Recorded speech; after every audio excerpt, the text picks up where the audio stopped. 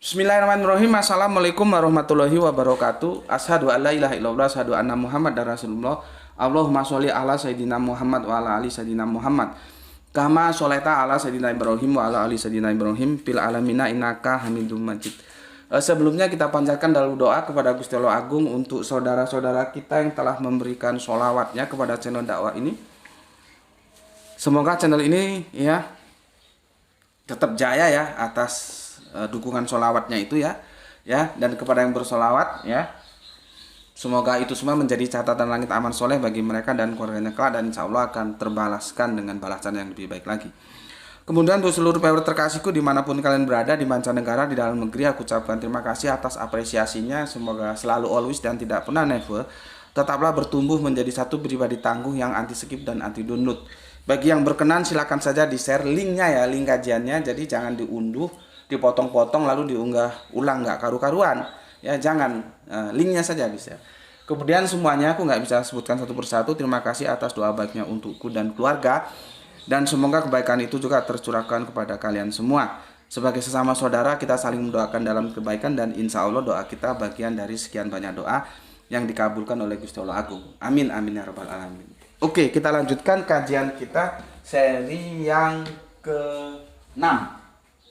Terima kasih untuk yang di TikTok ya. Kita lanjutkan kajian kita seri yang ke-6. Nah, ini ya. Falama aslam wa ya. Maka tatkala keduanya bersepakat ya atas asbahuka itu, dan ya talahu lil jabin. Ini apa? Ini apa ini? Ya, kalau debat kan ya, membaringkan anaknya atas pelipisnya. Betul nggak talahu itu membaringkan? Ya, ini bisa atas ya, bisa pada ya. Jabin itu bukan pelipis, pelipis itu ini. Jabin itu batuk kening. Nih. Sementara problematika kita di sini di talahu ini. Apa itu talahu? Ya. Aku sudah bahas di grup WA. Jadi kita ada grup WA ya. Grup WA-nya kita itu namanya kajian Isra, kajian virtual Isra ya. Kalau yang mau ikut silahkan ya, nanti aku masukkan. Itu kelompok dari teman-teman yang menjadi viewer setia di channel YouTube Subandite Sukoco punya Gus Peti ya. Aku bikin grup WA. Di sana sudah kita bahas ya. Sudah kita bahas. Sebentar. Kok ada berita? Innalillahi wa inna ilaihi rajiun. Ya Allah, semoga Allah merahmati tidur panjangnya. Ini saudaraku ya. Bapak Toto Nugroho ini Arimatea Bali ya, pendiri Arimatea Bali telah meninggal ya. Mohon doanya, bantu doa saudara-saudaraku semua. Ini beliau seorang pejuang dakwah ya. Dulu yang mengundang seperti ke Bali juga termasuk beliau ya. Gue justru tahunya dari ini. Tuh, coba sini tuh. Ya Allah, ini orang baik ini. Ya, gue ada cerita khusus tentang pemurtatan di Bali, beliau yang undang. Nih, nampak tuh. Ini supaya diem ya apa? Ini, ya, kita doakan semoga beliau tetap dalam rahman rahim Gusti Allah Agung. Ini beliau ini di bagian teknik di PU Bali sepertinya ya. Karena pakar teknologi dia. Duh, satu-satu saudara kita telah berpulang, semoga selalu dalam rahman rahim Gusti Allah Agung. Disinilah perlunya estafet dakwah itu. Nah, ini menceritakan estafet dakwah. Karena apa? Bapak Ibrahim itu sudah taruh fil manam. Sudah masuk ke dalam usia senjanya. Pendapatku di usia senjaku. Sudah kerjaannya sudah berbaring aja di pembaringan. Sudah kagak kemana-mana. Maka siapa akan melanjutkan dakwah ini? Itu ditawarkan kepada sang putra. Kamu punya kepentingan anakku, bapakmu juga kepentingan. Aku tawarkan kepadamu, maukah engkau mengikuti kepentingan yang bapak tawarkan, pendapat bapak, supaya kamu melanjutkan dakwah? Ini loh maksudnya. Bukan belah wedus. Karena setiap kita akan berakhir seperti saudara kita ini, Kang Mas Bapak Toto Nugroho almarhum. Beliau adalah pendiri Arimatea Bali. Beliau kan harus ada generasi yang melanjutkan perjuangan dakwah beliau di Bali sana. Kalian kan tahu sendiri bagaimana Bali di sana masih perlu pendakwa-pendakwa hadir di sana. Ini beliau kan orang PU, ya, aslinya Semarang. Gue waktu diundang di Bali itu nginep di kamar di rumah beliau. Ya. Perjuangan dakwah ini harus dilanjutkan karena kita pasti suka tidak suka, senang atau tidak senang, kita akan meninggalkan dunia ini. Kalau kita tidak wariskan, siapa yang akan melanjutkan dakwah ini? Itulah keresahan Arofil manamnya Bapak Ibrahim. Dakwah ini siapa yang akan melanjutkan? Ya tidak ada pilihan lain kecuali sang putranya sendiri. Itu ditawarkan. Ya, kemudian setelah ditawarkan, anaknya oke, ini pendapatku. Bagaimana pendapatmu? Ya sudah, lakukan saja. Engkau akan menemui aku sebagai yang sabar. Malah itu 102, 103. Falama aslama wa, ya. Maka tatkala keduanya bersepakat dan karena sudah sepakat tentang asbahuka itu. Jadi bukan sembelih-sembelih gini. Menyembelih kemauan. Kamu punya kemauan lain, bapak punya kemauan lain. Yang itu menjadi pendapat bapak. Bagaimana pendapatmu tentang ini? Tentang asbahuka ini? Dia terima. Makanya keduanya bersepakat. Falama aslam. Ya. Falama aslama. Maka tatkala keduanya berpendapat dan. Ya ini repotnya di sini. Apa talahu ini? Tadi sudah aku diskusikan bersama teman-teman di grup WA ya. Kalau di antara kalian mau masuk ikut grup itu ya monggo silakan ya. Itu kalau kita lihat dari dari kamus Arab itu ada yang artinya membanting, bingung, kacau pikirannya, rusak, kerusakan. Itu ini ya. Talahu ini. Ya. Terus ada lagi seperti ini. Talahulil jabin. Talahu dari rot tala dapat berarti bukit, gundukan tanah, menjaga, mengasuh, membimbing. Sangat tergantung konteksnya. Mau mana yang diambil dari kata-kata itu. Ya. Sementara ya, itu yang kita dapatkan ya. Sementara kalau lil jabin dari rot jim ba nun itu dapat berarti berhadapan muka, piece to piece. Ya. Yang itu nanti terhubung dengan kening, ya. Jadi gimana ini penjelasannya? Aku mengambil yang ini, gundukan tanah. Ya, penjelasannya di sini. Talahu itu adalah bukit atau gundukan tanah. Nih ya, aku tarik di sini.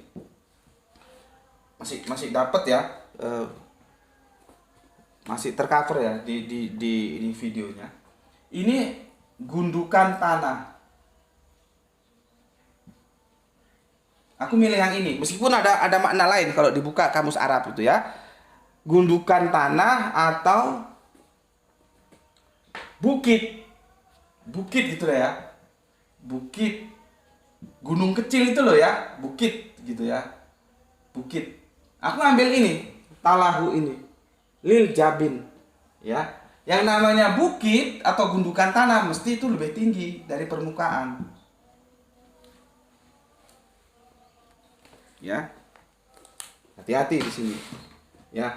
Falama aslama wa talahu lil jabin. Maka tatkala keduanya bersepakat dan gundukan tanah atas kening. Gimana ini?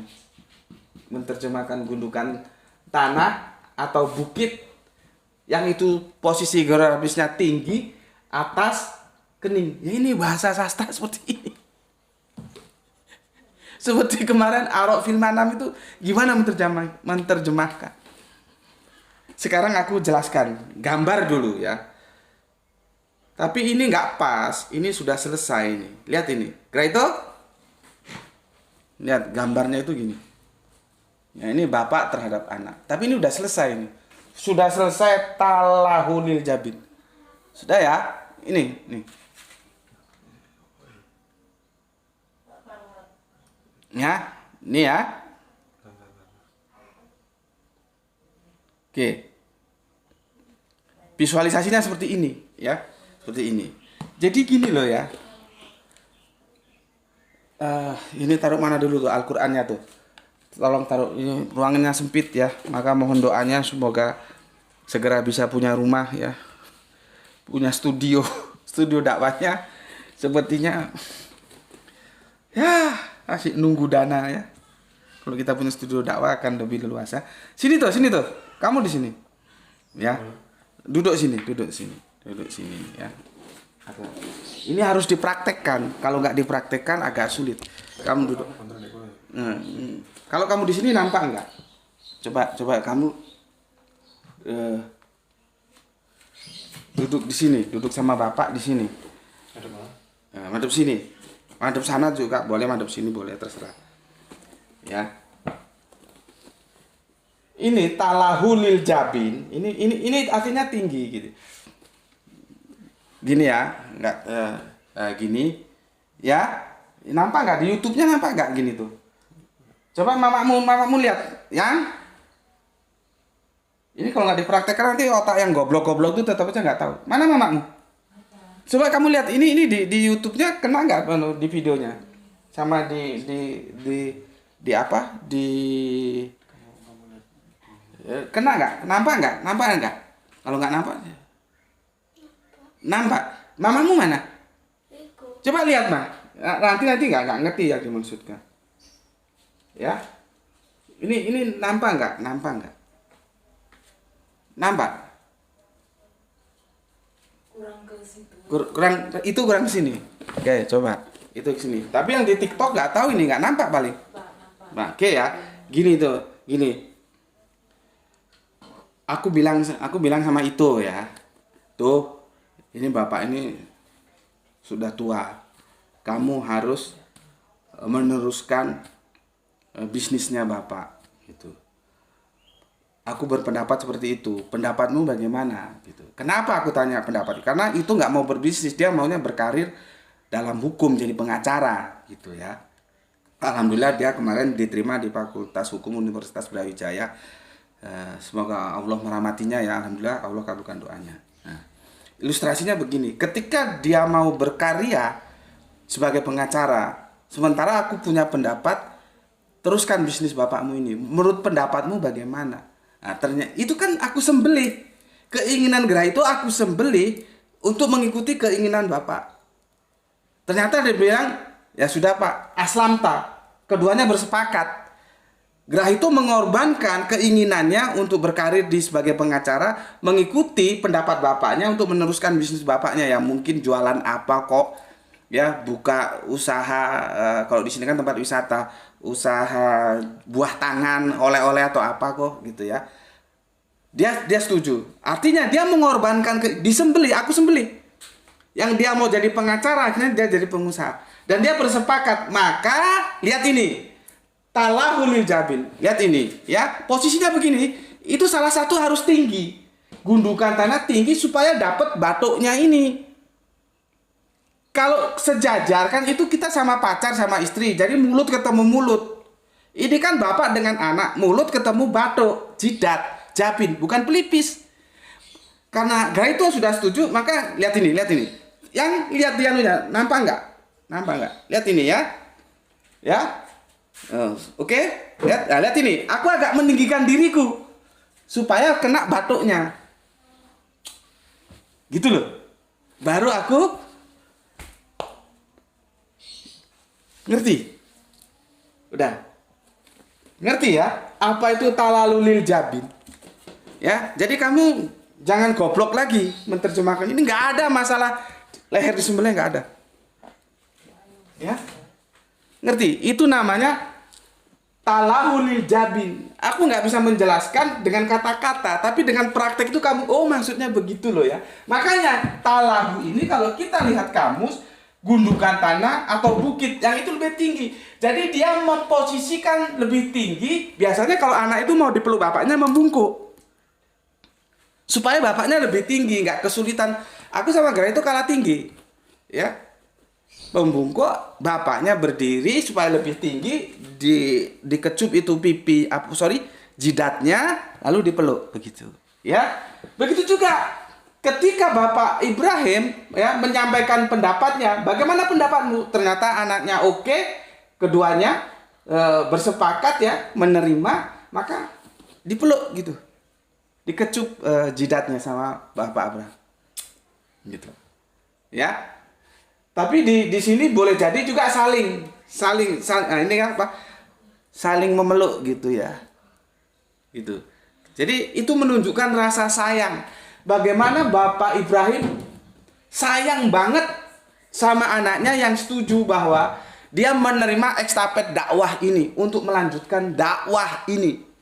Maka estafet itu beralih dari Bapak Abraham ya ke Kanjeng Nabi Ibrahim.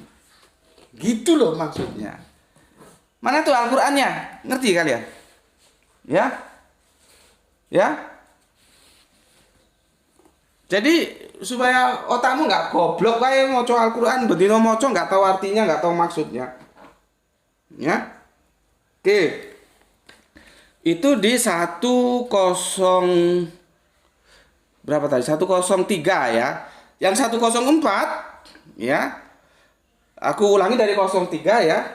Tatkala ya keduanya ya bersepakat dan berpelukan gitu ya. Berpelukan mengecup keningnya. Ya, jadi kening bukan pelipis ya. Lil atas keningnya itu ya. Kalau aku begitu menerjemahkan, baru 104 dan kami panggil dia, hai Ibrahim gitu ya. Maksudnya Allah memanggil ya. Hai Ibrahim, sesungguhnya kamu telah ya membenarkan bukan mimpi. Di sini ada kita lihat ya 104. Coba buka 104 tuh. Sebentar. Ini tempatnya sempit banget. Mana tabnya Bapak tadi? Oh sorry. Ini ya. Kamu juga di rumah buka 104 ya. Ya. Lalu kami panggil dia wahai Ibrahim ya. Wa nadainahu ya. Ya Ibrahim, oh belum ke sana kita. 102, 103, 104. Ya. 104. Oh betul ya, 103, 104 ya. Wa nadainahu ayya Ibrahim. Lalu kami panggil dia ya, wahai Ibrahim ya. Sungguh engkau telah membenarkan. Nah, di sini ada ru'ya. Kembali Depak melakukan kesalahan mimpi. Ru'ya itu sama arok sama tarok satu jader. Di atas diterjemahkan melihat, berpendapat, mimpi. Jadi kacau. Kalau gue enggak, di atas sudah berpendapat, maka ketiganya tetap berpendapat. Maka harusnya begini. Sungguh engkau telah membenarkan pendapat itu. Apa itu? Itu asbahuka itu, penyembelihan itu. Sungguh demikianlah kami memberikan balasan kepada orang-orang yang berbuat baik, ya.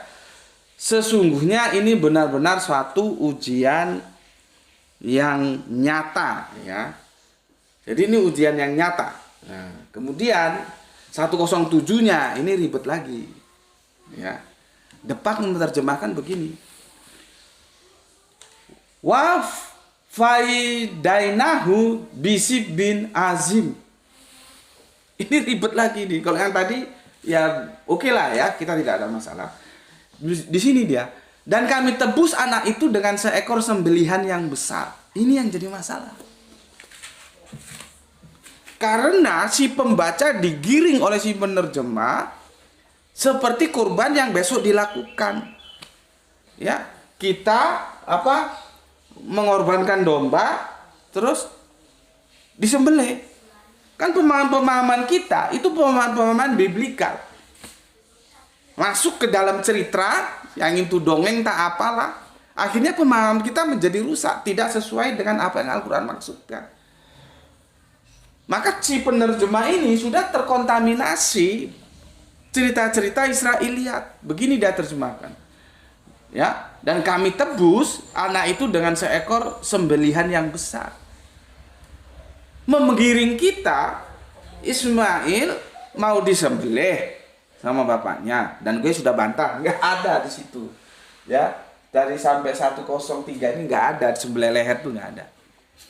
Ya, nah terus karena sudah mau dilaksanakan, ini kan biblikal banget ya di kitab Kejadian ya. Baca Torah kita Kejadian awal. Ya. Sorry. Kalau di kitab Kejadian itu yang disembelih Ishak. Yang nanti insya Allah ini bisa menjawab sebetulnya Ishak atau Ismail ya. Tapi jalan ceritanya yang kita pahami sama, cuma nanti kita tinggal mengganti ke Ismail gitu ya. Anaknya disuruh sembelih ya. Nah, setelah itu dilaksanakan sama Bapak Ibrahim.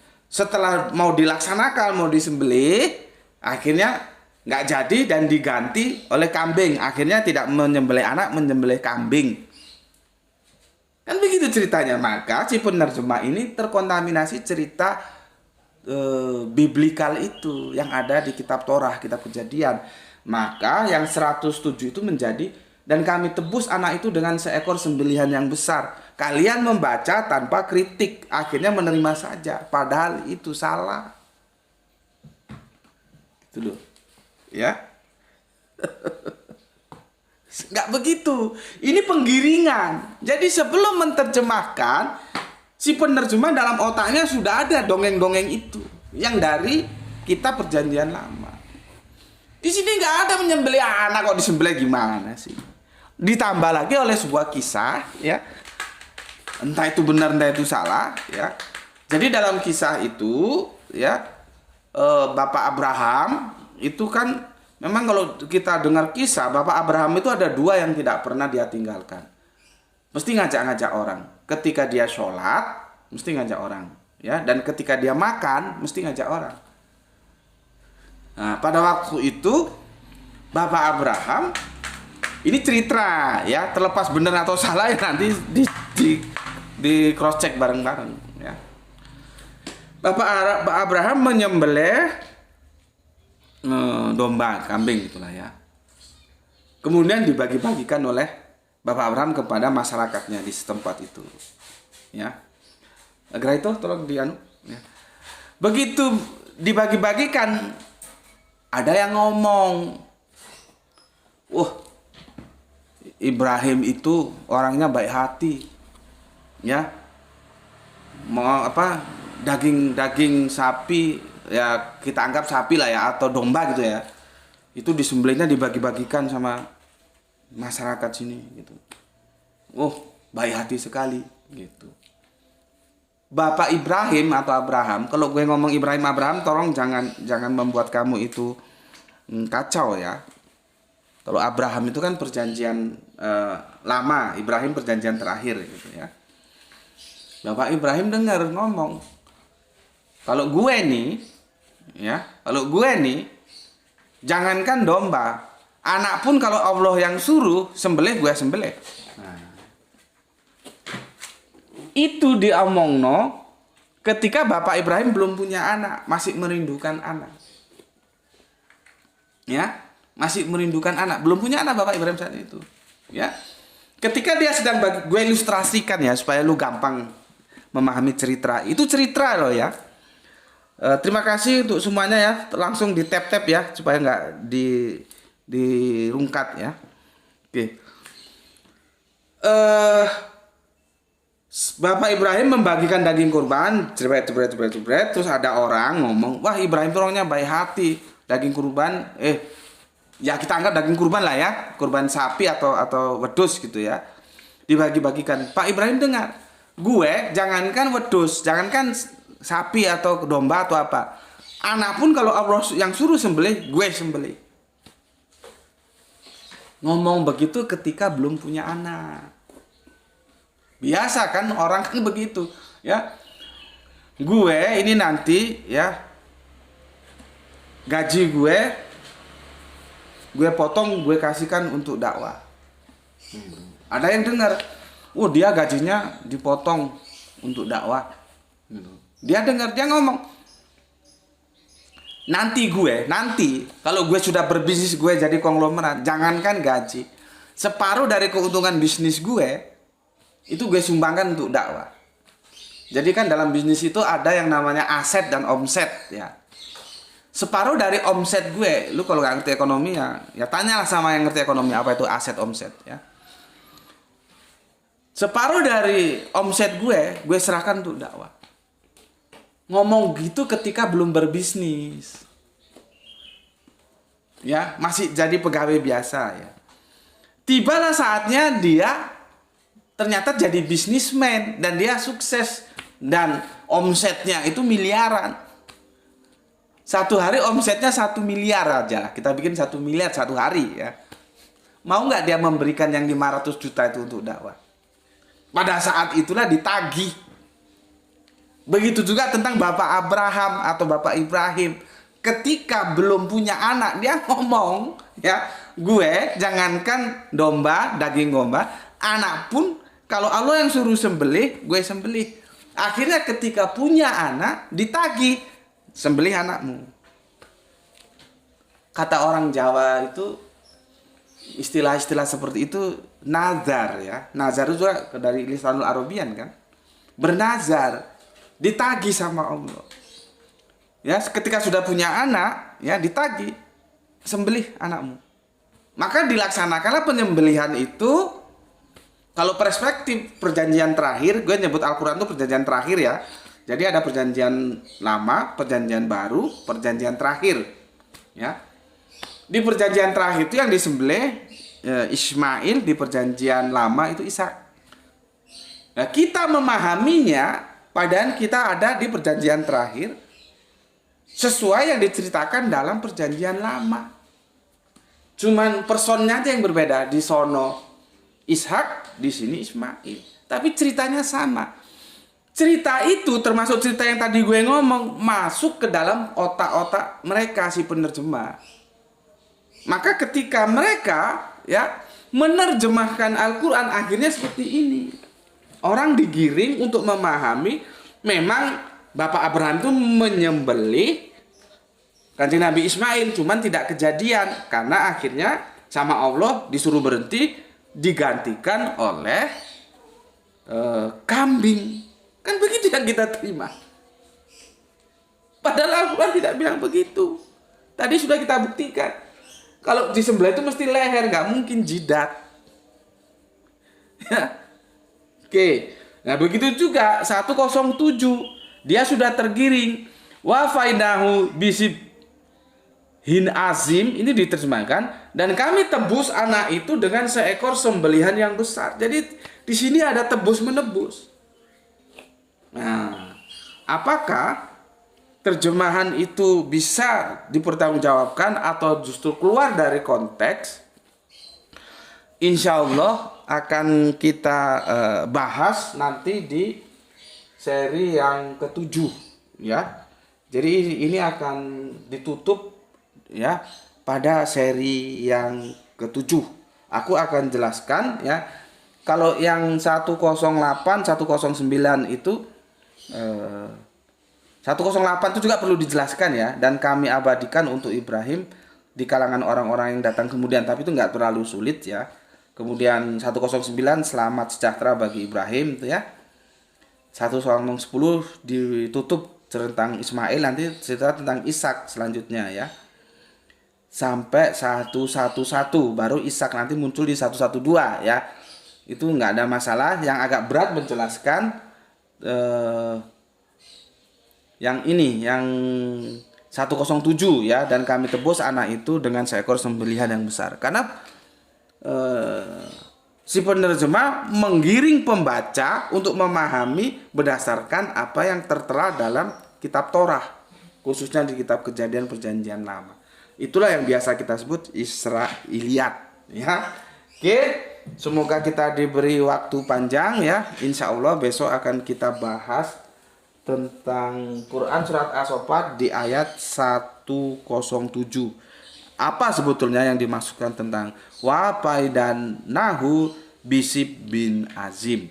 Oke, terima kasih, sampai di sini dulu pesan aku. Jaga Allah, jaga Kanjeng Nabi, jaga Al-Quran, jaga sholatmu dalam bingkai keindahan iman Islammu, tetapi tetaplah memberi hormat kepada saudara kita yang lain karena mereka tetap saudara kita. Semoga yang belajar dan yang mengajar mendapatkan keberuntungan, yaitu rezeki yang barokah dan kesehatan yang prima. Ya, terima kasih sudah masuk ke Komal Gus Peti, ke channel YouTube Gus Peti dengan meluangkan waktu yang ada ya. Kita ngaji bareng di sini ya. Aku ucapkan salam Isra, Islam rasional. Alhamdulillahirabbil alamin.